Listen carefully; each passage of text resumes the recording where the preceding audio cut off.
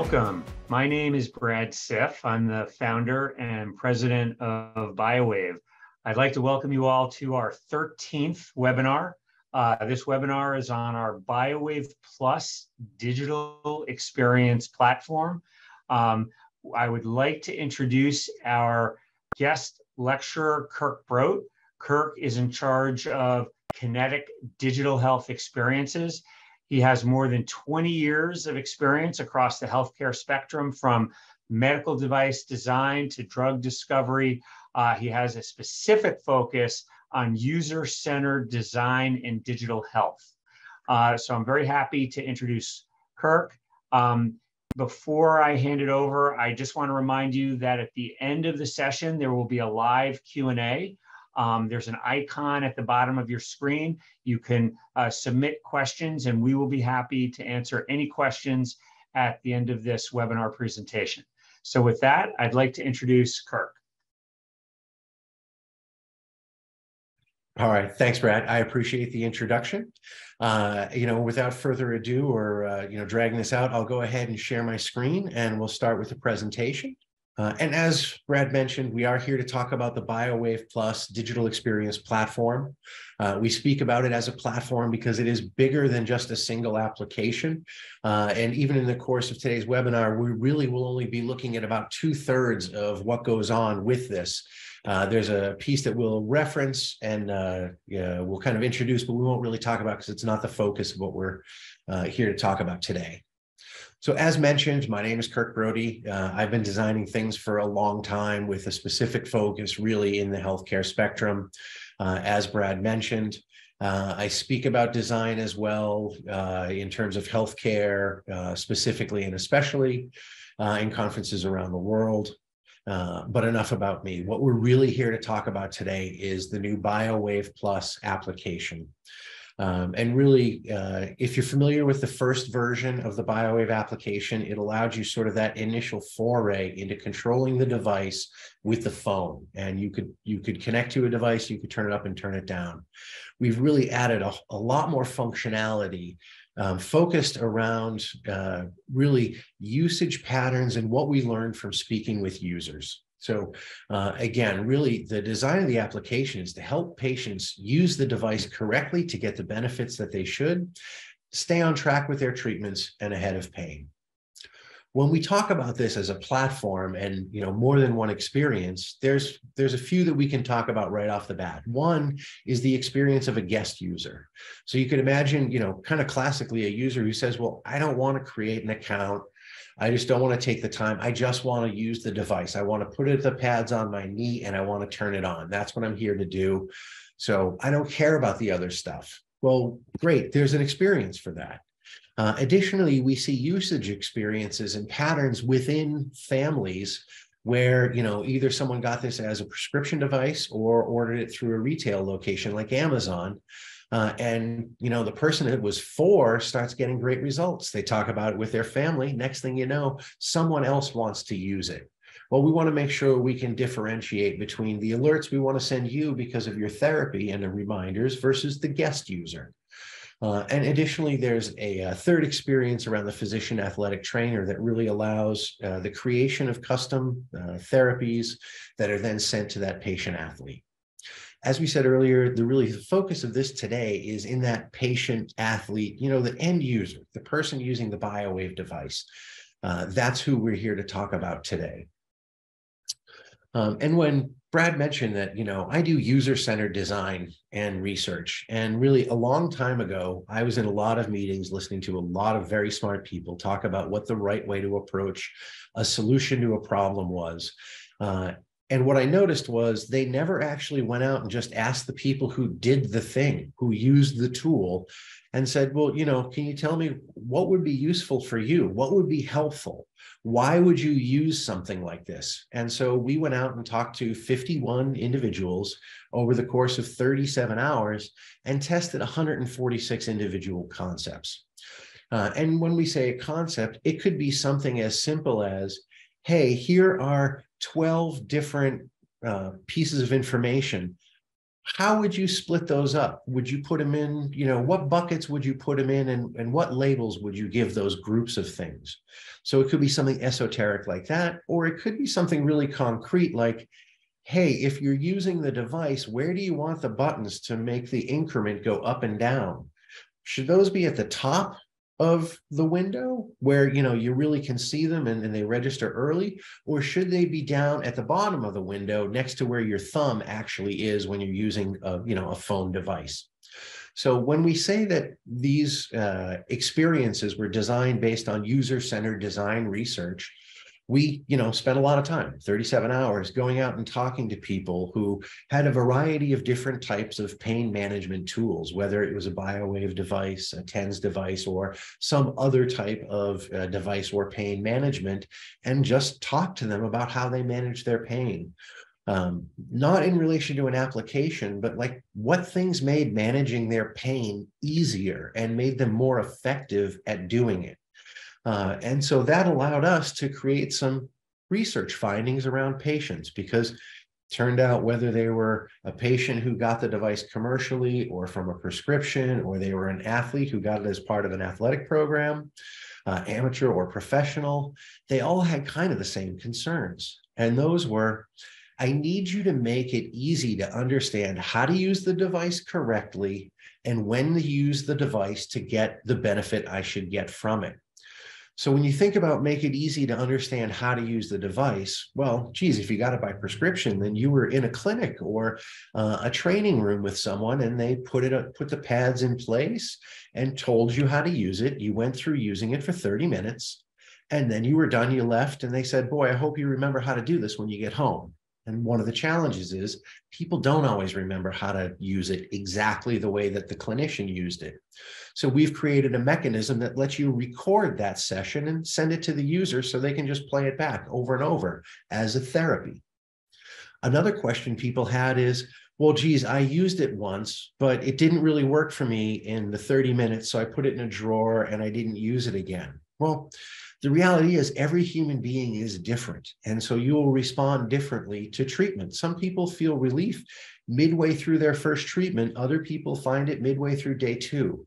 But the important thing is to manage that experience so that users know what to expect in terms of the pain relief they should be experiencing, so that we can encourage them to stay on that pain tracking or pain relief regimen. So moving to the third box at the top right, let me know if I'm on track or not. What people were really saying is, am I using this as frequently as I should, for as long as I should, and am I getting the benefit that I should from using it? So help me understand and see my pain reduction over time. Let me understand how my pain reduction compares to others treating the same or a similar place on the body. The bottom right box, make it easy to use and interact with the device. So really kind of what that meant was, and when we helped people unpack that statement was, I'm asking you for all of these other things, but don't forget the core thing is operating the device to make my pain go away. Because especially with pain management, unlike other, medications or other sort of medical space scheduled events, managing pain and the schedule of pain management is very, very, very important. And anyone who's had pain and had to treat acute pain or chronic pain knows getting behind the pain is the worst place to be. So whatever this application or experience you make is, it should really help me use it right at the right schedule. Tell me if I'm using it right and I'm getting the benefit that I should, and make it really easy for me, because pain can have a lot of effects on an individual. And, none of them are really good for one, remembering exactly how to use this thing at every individual step. So make it simple and easy. Based on that, one of the things that we created in terms of the application was the concept of a therapy. And really what it is you administer a treatment. So, I grab my device, I make sure the pads are clean, I put them on my knee to treat my ACL sprain, and I start the application, the device is turned on, And I just go to the operate mode, and for 30 minutes, I'm just incrementing and decrementing my intensity to get that treatment in. But the new thing is, I would say that that's what you could do before. In the new experience, you could then take and save that treatment as a therapy to reuse later. So you could say, you know what, this is what I use every time I go cycling. I need to do this for my knee. So I have a, maybe before and an after, but I can create therapies and even therapies for in use. So when I'm active, I can have a therapy that allows the device to go up in intensity, down in intensity, and really help me manage that pain as I'm active without touching the device or accidentally bumping wires, or really changing in any way your usage environment by just interacting with the phone. So you treat yourself, you save it, you give it a name. Later on, you log in, you go to your therapies, you see it in the list, you tap it and start it. And that half an hour session, and as that intensity goes up and up as you go through that session, that's all been recorded and it just replays it. And now as an extension of this, what we can do is we know from those, user-centered interviews, when we talk to clinicians and athletic trainers, if this is used in a clinical or athletic training setting, then it's a clinician or an athletic trainer who runs the first treatment. They put the pads on the individual that's being treated. They start the device. They turn up the intensity. All the time they're asking, hey, can you still feel that? Is that intense enough? Because if it's not, we want to go up, so that it's the experience they create in the clinic is very customized to that one individual patient. Being able to record that session and all of those choices to increase and all of those, the output of all of those discussions in therapy of is it tingling enough or is it feeling enough? How does that feel? All of those subjective things get saved in terms of how they impacted that intensity ramp over the course of the therapy. When a clinician creates a therapy, they can save it and put in someone's email. Hey, this is going to Kirk at kirk.com. Well, that patient then logs into the application with that same email address, and the system says, oh, hey, I know you. There's a therapy waiting for you. Would you like to accept it? The person says yes. They go to their therapy section of the application, and then they can just tap and run that therapy just like the clinician did. And importantly, they can do things like take a picture of the pad placement on the individual. So not a generic pad placement picture of some person, but an actual picture of the pads on the patient put there by the clinician. So again, when we talk about make it easy for me to use this thing and use it right, well, you may not remember exactly where the pads went by the third treatment. You get it the general area, but is that enough to get the effective treatment and therapy that you need?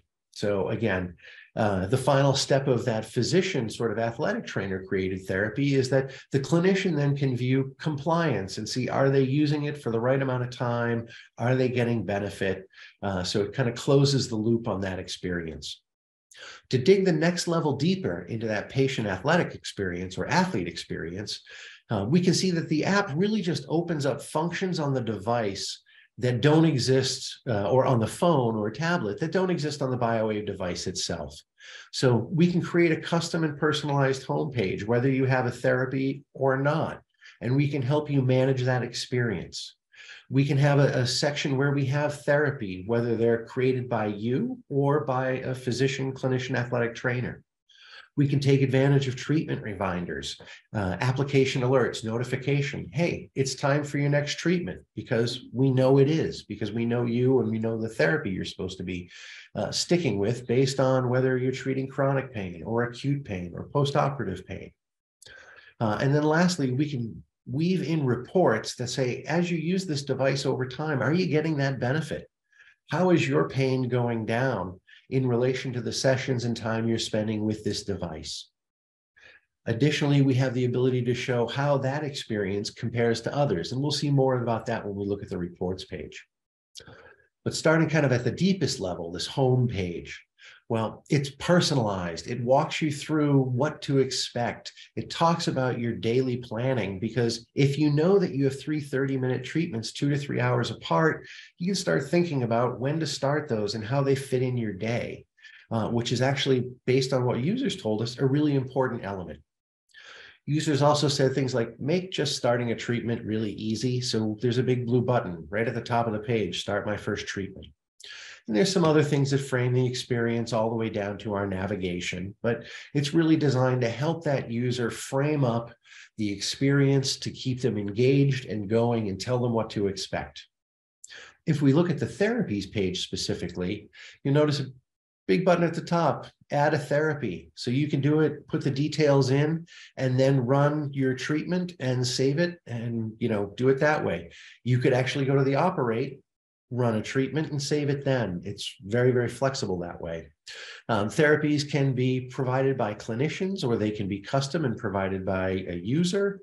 And really what it is, how long is it? What was the ramp as it moves you through? Where were the pads? So as we said, like, this could be a picture of the actual individual's knee, and they could take that picture, whether it was a clinician provided or a custom therapy.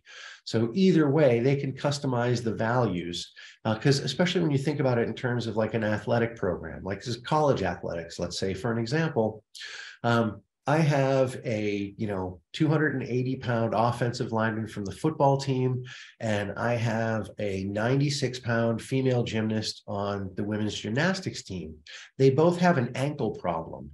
Well, they might have the same ankle sprain, but it's going to be very different in terms of pad placement, based on the infinite variation of the human body and where those pads go. So again, making sure you're using things right, that you're doing it correctly. It's a picture not just of a generic person's pad placement, but it's yours. Whoops, wrong way. Operating the device. Keep it simple. So this is really an extension of the last operation page, which was sort of the heart of that previous version of the application. But you'll notice things like the start button, which when you start it, it toggles to a pause or stop. If you're paused, you can restart, help with pad placements, and a lot of things that really just allow you to get going, or if you need some help. And then the important information: how long has it been running, and what is the intensity that the device is currently at? Below that, I have a ramp that shows me the journey, because that was something users really asked for, is I want to visualize that intensity. I want to be able to see it. And the last thing on that operate page is, as we mentioned before, plus minus, right? I want to turn it down, I want to turn it up. And that interacts with the device and has the effect that you will then feel. If you're running a therapy, it counts down. If you're running a manual operation, just a treatment, it counts up. And that's because a therapy could be saved at 20 minutes or 30 minutes. Generally speaking, the recommendation is 30, but in some athletic environments, we know people use 20 as a baseline because that's all they have. But again, in terms of judging compliance, we want to make sure that we get the details correct. The last screen to kind of dive deep on is reports, because as users said, I want to know if I'm getting benefit, and it's kind of hard for me to remember, what did I say the pain was last Thursday? And by graphing things, visualizations tell complex stories. And people can look at this and go, oh yeah, I really didn't use it correctly or for long enough time those first couple of days. And my afternoon treatment, really, that was hard to get in. And day 3, I didn't even do a late afternoon or early evening treatment. And yeah, and my pain started going up. And so showing them the response of their data in an, sort of a compressed or collated way allows them to start to understand their usage of the device and the benefit they get from it. Similarly, things like a social comparison. I want to know if I'm getting the same amount of advantage and the same pain reduction as other people. That's kind of the basic question people asked, was, am I getting the right amount of pain reduction that everyone else does when they use this device for this particular type of injury or area of the body to treat as others? So you can actually start to take a look at that as we collect more and more data on the platform itself. And that's really the core of that, identified user. I'm a patient and this is who I am. I did mention we do have a guest user mode. And so whether it's just you don't want to create an account to access the application, or, I'm not actually the person it was for, it was prescribed to someone, so I don't want to create a login, that makes me feel weird. There was a variety of reasons users had for not wanting to create an account while still getting some of the advantages of the application, like controlling the device, start, stop, pause, adjusting the intensity.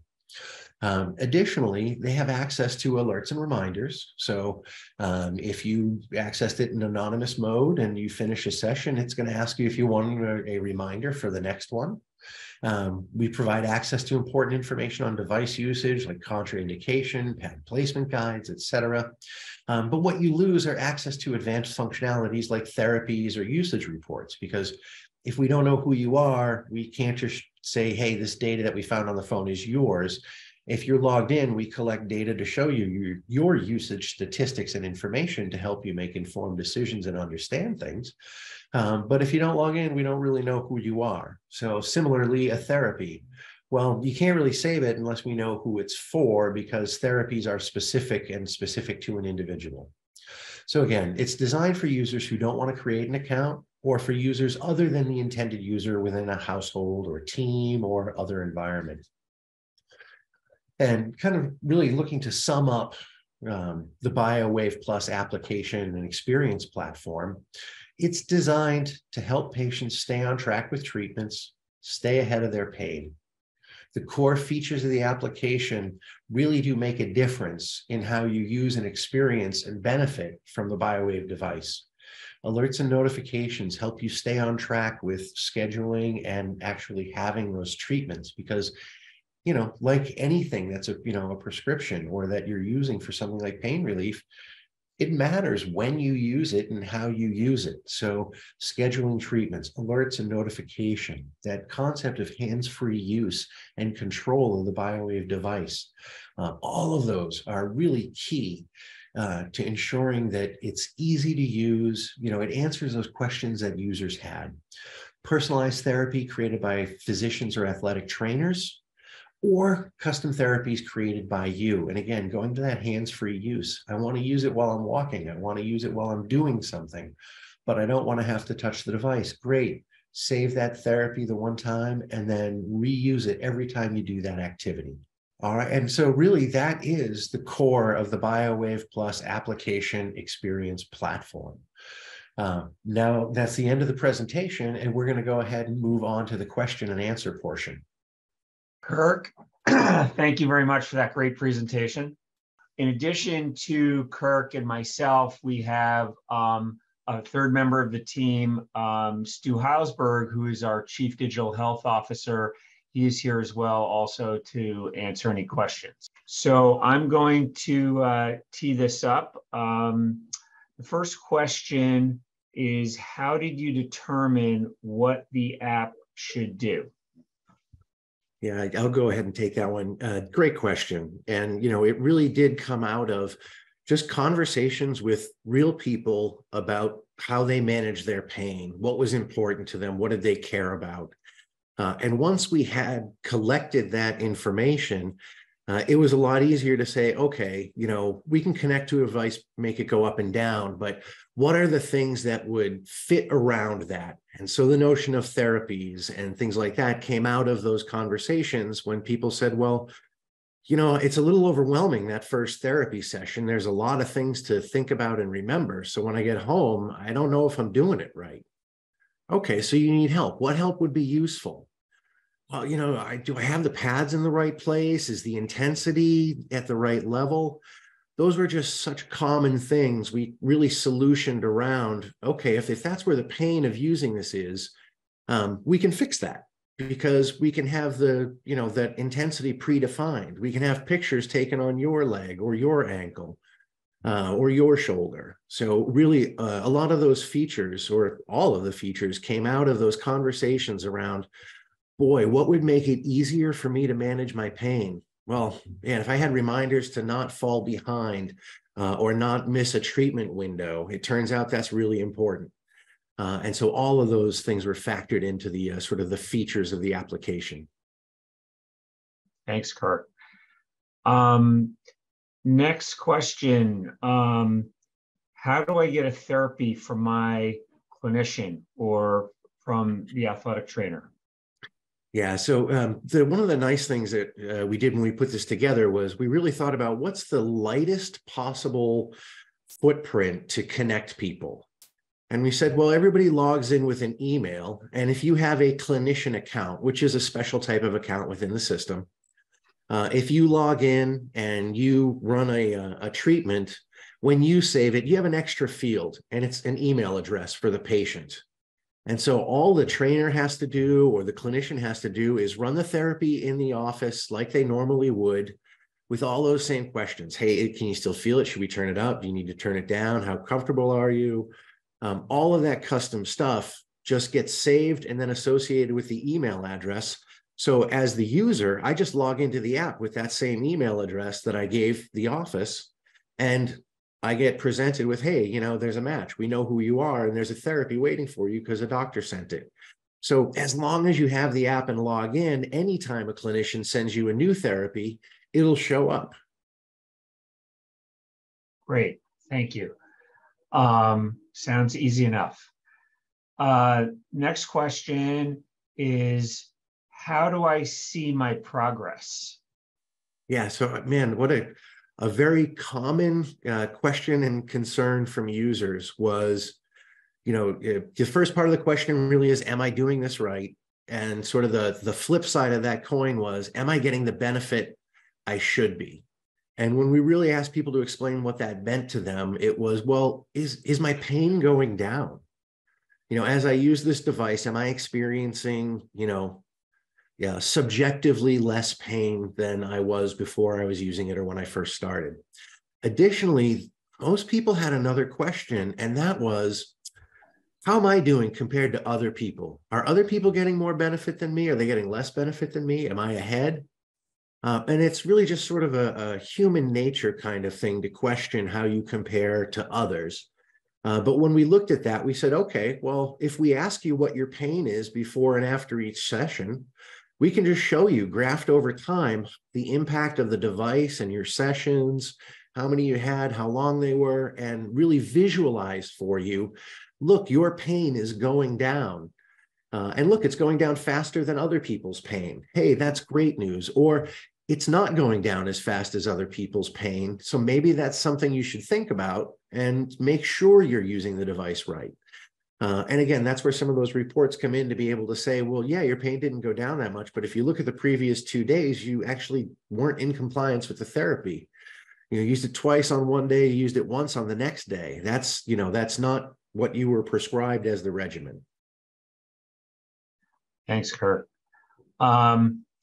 Next question is, when will you design a pad for the shoulder? So I think I will take this one. We have 2 different size sets of non-invasive electrodes, both of which can be used for the shoulder depending upon how and where the pain presents. We have one set called the B set. B is for back or bilateral pain. So if one had general pain throughout the shoulder and it presents both on the anterior and the posterior of the shoulder, you can place one electrode on the anterior of the shoulder directly over where pain presents. You can also place a second electrode on the posterior of the shoulder, and we can literally treat through the entire joint. We have the E set, which is for single locations of pain on extremities. That's E is for extremities.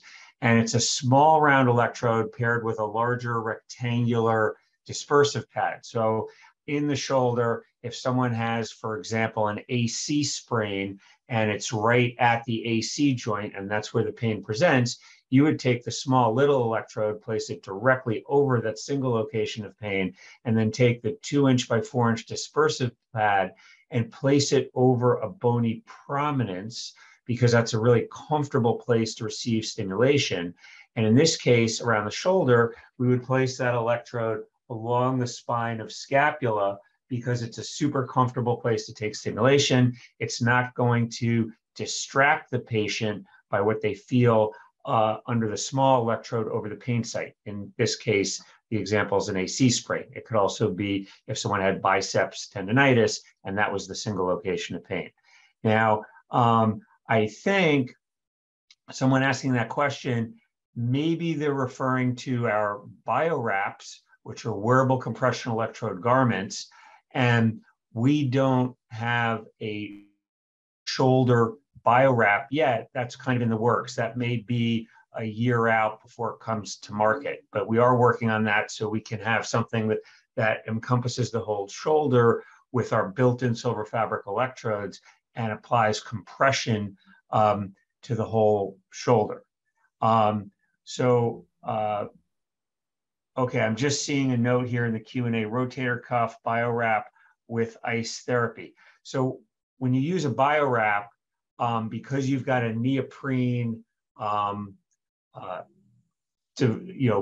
garment with straps that can help provide compression, you could place ice over it, but the neoprene's kind of insulating the shoulder from the cold therapy. So if you wanted to use both together simultaneously, you'd be better off using electrodes. And in this case, for rotator cuff, if it's posterior, you could have one on the posterior part of the shoulder and maybe one over the edge of the shoulder, depending again where the pain presents, and then have ice on top of that.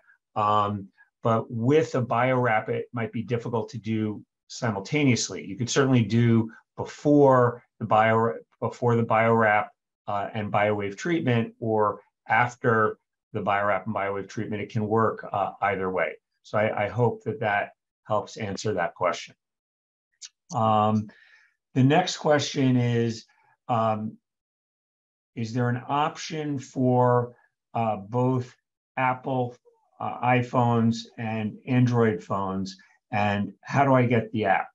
Either of you want to take that? Yeah, I can go ahead and answer that one. We do have apps for both iOS and Android that really function on all of the phones that are supported by the individual app stores. So as far as Apple supports and Android supports their phones back, that's as far back as we go. So you can actually use phones that aren't, they don't have to be state-of-the-art, brand new. I just got it Tuesday, latest and greatest. So whatever is allowed by the app stores is supported on the apps. And they are available as BioWave Plus, as the application name, on both the iOS and Android app stores. So, sorry, the iOS app store and the Google Play store. I'm an iOS person, so I always forget that it's the Google Play store. Okay, thanks. I'll add one more channel to that. So anyone can also very, very easily go to biowave.com/start. And then at the bottom of that page, you'll see links right to each of the app stores. So it'll take you right to the app too. So you can search for it on the app store, either of the app stores, or you can use that link, biowave.com/start. Thanks, Stu. I appreciate that. Next question, is the app pretty easy for an older phone to use? Yeah, and so that is really kind of one of the things that I was speaking to a moment ago, is that, you don't have to have a brand new phone. You don't have to have an iPhone 14. You can use it on an older phone, and as long as that phone is still supported by the individual app stores, the app will work with it. It is a free or no charge app, and it will find the the nearest BioWave device and pair with it via Bluetooth. The BioWave device has to be on. The BioWaveGO device has to be on for you to be able to pair it so it can find it. And it's got to be within reasonable vicinity of where your phone is. There's another question here. Why does BioWave Plus not control my device? I can take this one, Brad, if you like. Sure. Yeah, great. So the best thing we can do, and so Mark, we see it's you, we have your registration, we have your contact information. What we'll do is we'll reach out to you after this webinar, and we'll get some of the specifics as to your phone, your device, all the rest of it. And we'll dive into it and make sure we understand what's going on there. Be a little tricky to troubleshoot that one online here, but we'll reach out to you right afterwards. And we're glad you spoke. Just as a follow-up to that, I would just mention that right now, BioWaveGO is our only digitally enabled device. We will be coming out with next generation versions of BioWave Home, which will be digitally enabled and work with this exact same app. But currently, our existing legacy BioWave home device is not digitally enabled, so it does not yet work with this app. Are there any previous projects you've worked on that informed your process? You mentioned an insulin pump hardware and app. Yeah, so yeah, absolutely. And really so many projects that have influenced how we go about these, because, you know, you learn something new or learn how to do something new in every project. But yeah, so a couple of years ago, I worked on an insulin pump that was designed to be super, super simple on the device and really not give you much of any feedback or interaction as the pump device that was placed on the body. And it was going to be mostly designed to be managed via the phone. It was very interesting to have done that project and learn about what people think about devices that are attached to their body and how they function and what the level of interaction should be with that phone device and what feedback should it give you. And so there was a lot of thought and design work that went around managing that entire life cycle. So not just the device hardware mechanical operation, but what is the experience that surrounds that device? And I think that's something that you can really see with the BioWave Plus application is, you know, we didn't start with any more functionality than the first generation application. Because that existed, we were able to step back and say, okay, well, what are the important things that we can wrap around that you couldn't do on that device that help it be easier to use and more useful? Great question. Thanks. I'm gonna add to that. So one of the reasons why we wanted Kirk to do this work for us is that his approach is very much around understanding what the individual people need first and not healthcare or the technology. And so, you know, looking at whether in this case, it's very much around the patient or the athlete. Next month with our webinar, we'll talk about the physician and the athletic trainer is looking at what they need first and then asking the device and the digital experience to serve them, as opposed to the other way around, which is often what a lot of entities do. And that's why we chose Kirk to do that. We heard what he had done on work in projects like the insulin pump and some other things. He used a phrase a while back, and he said, you know, often folks ask the digital part to actually be the product and the experience and the device to blend in, and not the other way around. And so we heard a very user-centered approach on that. That's what we wanted here. Next question we have, what do I do first when I get in the app? Yeah, another great question too. And it depends, right? It depends if you are working with a clinician and you have a therapy assigned to you, then it's, you know, super straightforward. Hey, welcome, this is day one, you got a therapy. We know what type of therapy it is. So we know, you know, what the treatment regimen should be in terms of how many treatments a day, how far apart, how long. So when your clinician assigned that to you and created that therapy, they said, oh, it's chronic pain, it's acute pain, it's post-operative, and that sort of controlled that treatment regimen of, you know, how this device is to be used. And so if you have a therapy, when you log in, shows up, you can, you know, ask you if you want to take it, you accept it, you could just start running it. But then it's going to kind of walk you through that, like, hey, you know, it's time for the next treatment. It's time for the next treatment to make sure that you stay on schedule. If you don't, then really it just kind of welcomes you with like, you know, hey, look, it's day one. Most people see some relief, so let's get going, and you can start your first treatment. So really, it depends on if you have a therapy predefined or if you're going to be using it because, you know, you were an Amazon customer, you don't have a therapy, you just want to put the pads on, start a treatment, and then record it. So I'd say, you know, if you have a therapy assigned, probably the first step is really just running that assigned therapy. Because again, like it has the pictures of your leg, not someone else's leg, or your elbow, not someone else's elbow. So like getting into running that therapy isn't going to be difficult. If you don't, then it operates a lot like the old application. Just go to the Operate tab or the Operate navigation item, and you can just start using the device like you normally would. And the only real difference is when the treatment finishes or you finish the treatment, instead of just being done, you could save it. give it a name, and now it's a therapy, and you could rerun it later on. But yeah, so that's, as easy as it is to get started. I would just add to that, in case the person is just downloaded the app and they're launching it, the very first thing it's going to ask you to do is to create an account and put in your name and your email. And that way you'll be able to track all of your information. You'll be able to save therapies, and then it takes you to that day one startup screen. Yeah. Yes. Really good point. Sorry, I skipped over that whole section of, creating an account so we know who you are. Here's another question. If I got the device on my own, how do I get a doctor or physical therapist to create a therapy regimen? In other words, this person probably purchased it through our website or through Amazon or some other source. They have the device on their own. That's kind of the process. Yeah. So from that context, what I would say is, one, contact the doctor that you normally work with for pain management, and set up a time to talk with them about it. And that way you can, find out is this a clinician or a therapy center that supports or uses BioWave? Will they know what to do? Sort of the shorter version is, if you have a treatment that works for you, you could save it on your own.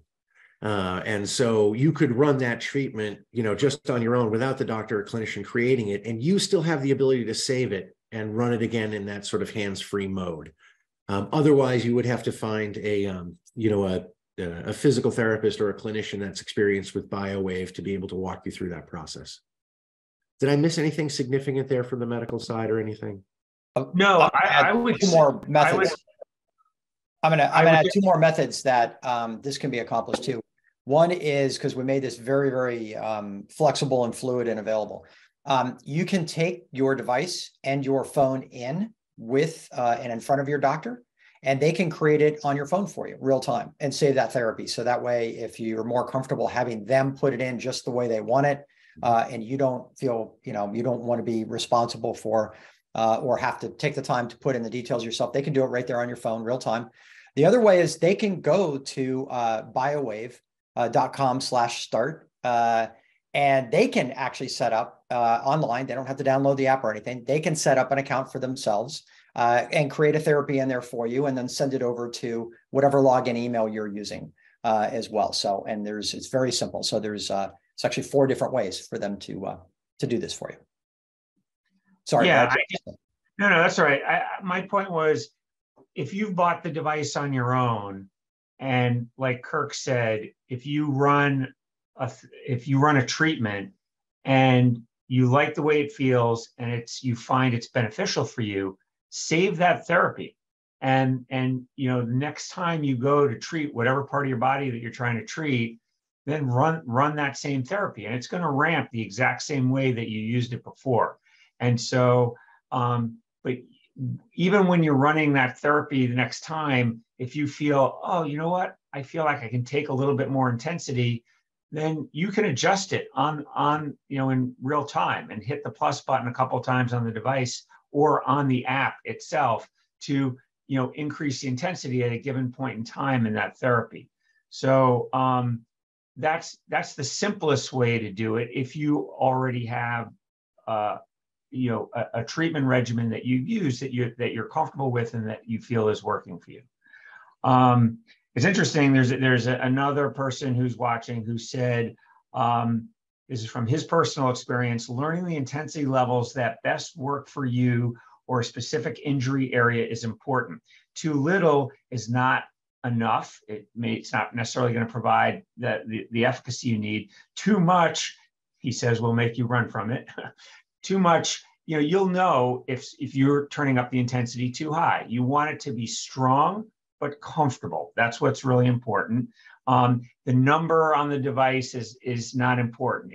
It should feel strong but comfortable. It's based on the sensation you feel for your body in the particular part of the body that you're treating. And all different parts of the body, the sensation will feel different at different intensity levels. You can tolerate more in certain parts of the body, you can tolerate less in other parts of the body. And as this person here says, you have to find the sweet spot for whatever or wherever on the body you're using the device. And that's exactly the point I'm trying to make as well. So anyway, I hope that answers that question for that person. There's another question here. Is the device changing? I think I'll take that question. As I briefly mentioned before, we are coming out with next generations of our devices. They will be both BioWaveGO Plus and BioWave Home Plus. They will both be digitally enabled, and they will both work with this existing new digital health platform, the apps that we've created. So it'll be sometime later this year. Don't know the exact schedule yet, but we're always developing new products and next generation products. And that's kind of what's keeping us in the forefront of everything. Brad, if I could, I'd like to confirm anyone who has a BioWaveGO device today, that device will work. That device isn't changing and that you have in your hand, nor does it need to change in order to use any of the new digital experiences that are here. Another question here. Can I now use the app without the device connected? Because the old app, you couldn't even turn it on without it being connected. Yeah, and we definitely heard that comment from Android users a lot about some of the challenges with turning on the application and not being connected in the past. So we did update the way that it functions. So the only time you need to have the device connected is when you want to run a treatment, because it's gonna, when you go to the treatments area, it's or the operate area. It's going to want to connect to a device so that you can actually, run that treatment. Outside of that, it does not need to be connected. You could, not have the device anywhere near you. It could be powered off, and you can start the app, and it's going to function in every other way. So you can see reports, you can see therapies, you can see what your next treatment is looking like. So all of that is perfectly functioning without the device being connected. It's just when you want to run it now. Thanks, Kirk. There's another question here. How do I find physical therapy centers in my area that use BioWave? The best way to do that right now would be to call customer service at 1-877-BioWave and let them know where you live, and we can search a database and let you know if there are any physical therapy centers or physicians, for that matter, that are using BioWave in your immediate area. 1-877-BioWave. You can also email support@biowave.com with the same question. The next question is the app available in English only? Actually, the app is now available in English, Spanish, and Italian, and we're going to be adding more languages as we move forward, but those three for right now. So I just want to thank everyone for attending the webinar. If you have friends or colleagues that were not able to attend, this webinar will be posted on our website in the webinar section, so others can view this when they have free time. Please attend our webinar next month. It will be on treating specific injuries, baseball and softball injuries. We have a guest lecturer who is the former head athletic trainer for the Seattle Mariners. It's Rick Griffin. And then the following month in May, Kirk will be our guest lecturer again, and that will be on the physician version, the clinician version of the BioWave Plus app. So stay tuned. We will be sending out announcements as we continue to run our monthly webinars. So thank you very much. I appreciate all of your time, taking the time to attend this webinar. Take care.